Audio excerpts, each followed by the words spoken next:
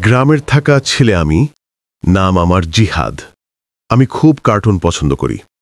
আমি ভাবতাম, ইস, আমি যদি নিজের কার্টুন বানাতে পারতাম। একদিন আমি আমার বউ জান্নাতকে বললাম, কার্টুন ভিডিও বানানো আসলে খুব কঠিন না, ধাপে ধাপে করলে তুইও পারবি। আমরা দুজনে বসে শিখতে শুরু করলাম। প্রথমে আমি কাগজে একটা মজার চরিত্র আঁকলাম, একটা ছোট্ট রোবট। পরে সেটা মোবাইল অ্যাপ যেমন ফ্লিপা ক্লিপ বা টুনলি বা অ্যানিমেট সিসি দিয়ে ডিজিটাল করলাম। আমার বউ জান্নাত বলল, গল্প ছাড়া কার্টুন প্রাণ পায় না। তাই আমরা একটা ছোট্ট গল্প লিখলাম, রোবট কিভাবে গ্রামে মানুষের সাহায্য করে। চরিত্রগুলোকে নড়াচড়া করাতে আমরা ফ্রেম বাই ফ্রেম আঁকলাম। তারপর সফটওয়্যারের টাইমলাইনে সাজালাম।